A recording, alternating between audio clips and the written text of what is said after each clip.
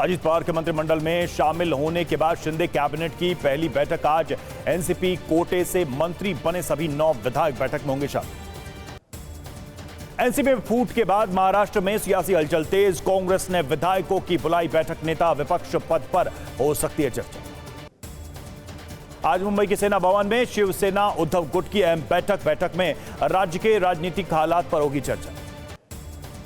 NCP में फूट के बाद उद्धव गुट की भी बड़ी चिंता, कुछ विधायकों और सांसदों के पार्टी छोड़ने की आशंका जताई गई। एनसीपी से बगावत के बाद अजित पवार आज पार्टी दफ्तर का करेंगे उद्घाटन। पार्टी में फूट के बाद आज पहली बार एनसीपी दफ्तर जा सकते हैं शरद पवार। महाराष्ट्र में सेना विपक्ष के पद को लेकर शरद पवार का बड़ा बयान, कहा कांग्रेस का नेता विपक्ष पद पर दावा सही। शरद पवार ने कहा कि कांग्रेस के पास सबसे ज्यादा विधायक हैं और नेता विपक्ष का पद उनका हक है जो उन्हें मिलना चाहिए।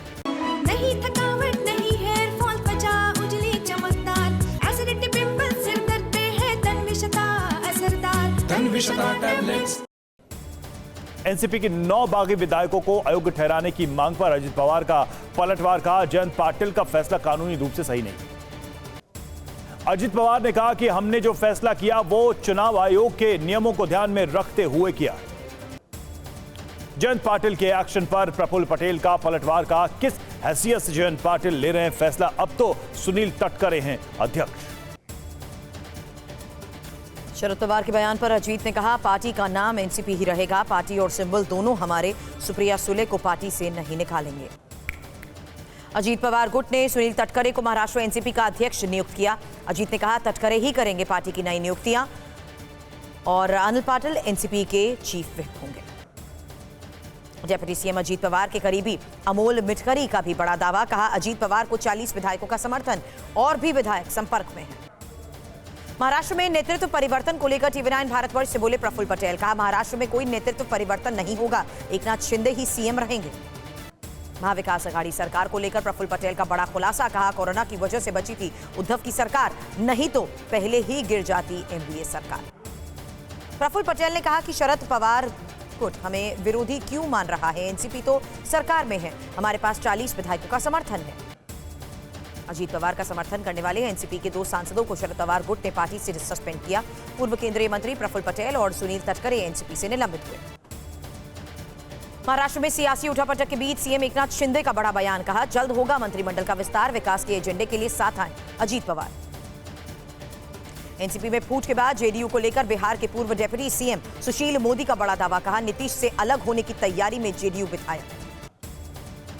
बिहार में बगावत की खबर पर लालू यादव का पलटवार, कहा बिहार को हिलने नहीं देंगे, बिहार से बीजेपी का सफाया होना तय। निषाद पार्टी चीफ संजय निषाद ने भी बड़ा दावा किया, कहा नीतीश कुमार, जयंत चौधरी और शिवपाल यादव भी एनडीए के साथ आएंगे। यूक्रेन के मारिंका में 2 यूक्रेनी एफपीवी ड्रोन का रूसी टैंक पर भीषण हमला, रशियन टैंक को उड़ाने की कोशिश, हमले में बाल बचा टैंक। सुमी में रूसी ड्रोन हमले में यूक्रेनियन खुफिया एजेंसी का रीजनल हेडक्वार्टर तबाह, कई लोगों की मौत।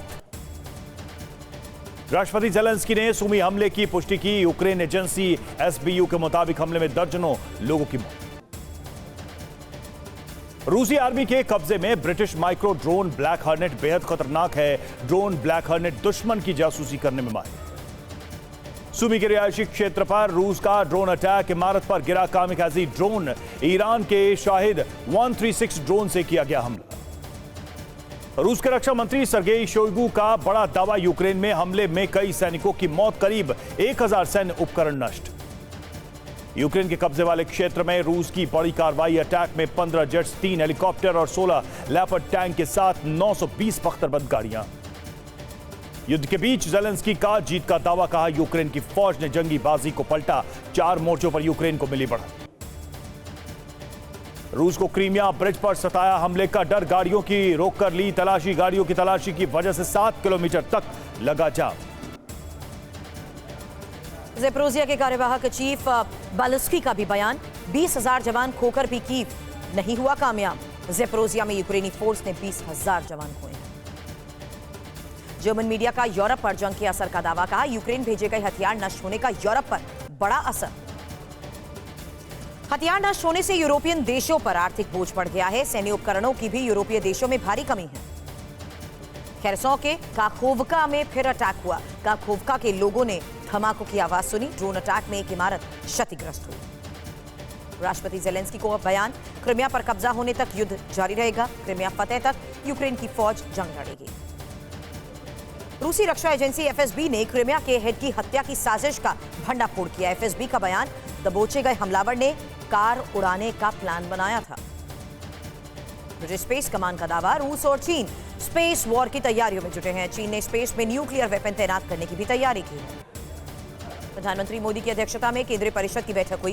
प्रगति मैदान कन्वेंशन सेंटर में करीब 5 घंटे तक मंथन हुआ। मंत्रिपरिषद की बैठक पर सूत्रों के हवाले से बड़ी खबर, कैबिनेट में फेरबदल पर चर्चा नहीं हुई। सड़क, रेलवे, बंदरगाह के काम में तेजी लाने पर चर्चा हुई। मंत्रिपरिषद की बैठक में प्रधानमंत्री का बड़ा बयान, कहा हमें अगले 2 साल का नहीं बल्कि अगले 25 साल का रोड मैप तैयार करना है।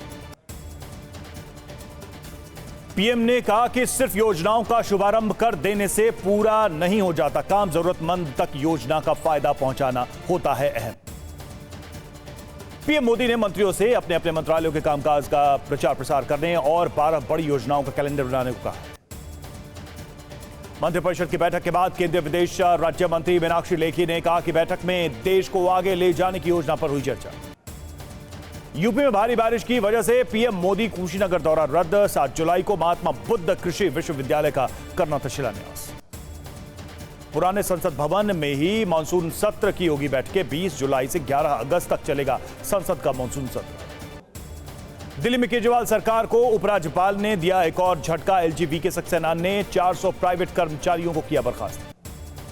आम आदमी पार्टी ने कहा कि एलजी के पास कर्मचारियों को बर्खास्त करने का अधिकार नहीं, उनके फैसले को कोर्ट में देंगे चुनौती।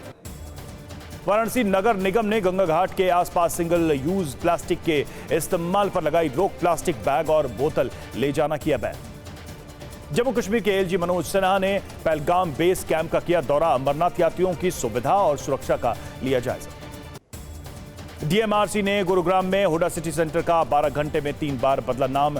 हुडा सिटी सेंटर अब मिलेनियम सिटी सेंटर के नाम से जाना जाएगा।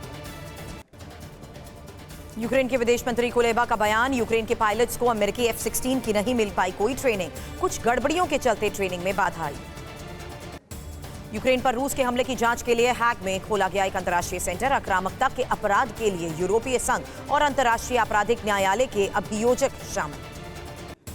यूक्रेन ने चेक रिपब्लिक से मिले MLRS से वैम्पायर से जो नेस्ट में हमला किया। अटैक से 2 किलोमीटर पीछे हटी रूसी फौज।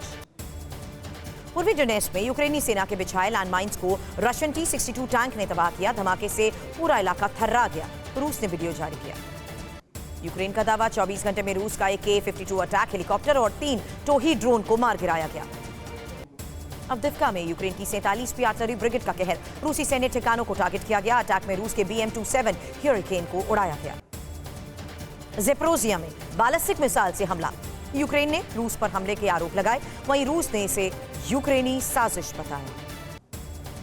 यूक्रेन की ड्रोन फ्लीट ने रूसी सेना को निशाना बनाया। ड्रोन से पिन पॉइंट पर ग्रेनेड दागे गए। ड्रोन अटैक में 3 रूसी सैनिकों की मौत का दावा। यूक्रेन ने पोलैंड से मिले मिसाइल सिस्टम S-125M को युद्ध में उतार दिया है। रूसी ड्रोन को हवा में तबाह किया। ब्लागोरोवस्क में यूक्रेनी ठिकानों पर रूसी होवित्जर तोपों से जोरदार वार। रूसी अटैक में यूक्रेनी पोस्ट तहस नहस। यूक्रेनी फोर्स पर रूस का घातक हमला। कैमरे में कैद हुई विध्वंसक तस्वीरें। वीडियो में धमाके के बाद कई यूक्रेनी सैनिक हताहत। यूक्रेन की तोपों ने रूसी सैनिकों की सैन्य छावनी को किया तहस नहस। आर्टिलरी स्ट्राइक में रूसी सैनिकों का एक पूरा ग्रुप ढेर। यूक्रेन पर रूस के सुखोई 57 फाइटर जेट्स और S-70 Hunter heavy attack drone से अटैक। S-70 ड्रोन से कीव समेत कई इलाकों में भारी तबाही। बाखमुंड में काउंटर ऑफेंसिव पर यूक्रेन का बड़ा दावा। यूक्रेन की उप रक्षा मंत्री मैलियर के मुताबिक बाडियांस्क में यूक्रेनी सेना को मिली कामयाबी। यूक्रेन के काउंटर ऑफेंसिव की नाकामी में पश्चिमी देशों में टेंशन। रूस के घातक टैंकों ने यूक्रेन के डिफेंस और मिसाइलों को धुआं किया। यूक्रेन को 2000 स्ट्रिंगर मिसाइलों की मिलेगी बड़ी खेप। रिटायर्ड अमेरिकी इंजीनियर बनाएंगे मिसाइलें। स्ट्रिंगर मिसाइलों से रूसी बैटल टैंक्स का शिकार संभव है। जर्मनी ने यूक्रेन को लॉन्ग रेंज मिसाइल देने से किया इनकार। जर्मन चांसलर ओलाफ शोल्ज का बयान, मिसाइलों से वैश्विक युद्ध भड़कने का खतरा। केंद्र के अध्यादेश के खिलाफ दिल्ली सरकार की याचिका पर सुप्रीम कोर्ट आज करेगा सुनवाई। सीजेआई के बेंच में होगी सुनवाई। अनुच्छेद 370 को निरस्त करने की याचिका पर सुप्रीम कोर्ट में 11 जुलाई को होगी सुनवाई। सीजेआई चंद्रचूड़ समेत 5 जजों की संविधान पीठ करेगी सुनवाई। अनुच्छेद 370 पर सुनवाई को लेकर महबूबा मुफ्ती का ट्वीट, कहा सुप्रीम कोर्ट के फैसले का स्वागत है, उम्मीद है जम्मू कश्मीर के लोगों को न्याय मिलेगा। यूसीसी को लेकर बीजेपी सांसद सुशील कुमार मोदी की अध्यक्षता में संसदीय समिति की बैठक हुई। यूसीसी पर करीब 19 लाख सुझाव आए। यूसीसी ड्राफ्ट को लेकर सूत्रों के हवाले से बड़ी खबर, कांग्रेस ने सरकार की मंशा पर सवाल उठाए। सांसद मनिकम टेगोर ने ड्राफ्ट की कॉपी मांगी। महाराष्ट्र में एनसीपी में फूट के बीच 17 और 18 जुलाई को विपक्षी दलों की दूसरी बैठक बेंगलुरु में। विपक्षी दलों की पहली बैठक पटना में हुई थी।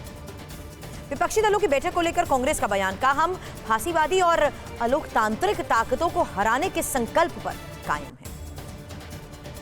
बिहार के लैंड फॉर जॉब घोटाले के मामले में सीबीआई ने चार्जशीट दाखिल की। बिहार के डिप्टी सीएम तेजस्वी यादव समेत 17 को आरोपी बनाया गया। दिल्ली नगर निगम में बीती तिमाही में प्रॉपर्टी टैक्स 418 करोड़ रुपए बढ़ाए। संपत्ति कर में 1113 करोड़ रुपए की आय हुई है। 2000 के नोट को लेकर आरबीआई का बयान, कहा 2000 के 76% नोट बैंकों में वापस आए हैं। आरबीआई ने 19 मई 2023 को 2000 के नोट वापस लेने का ऐलान किया था।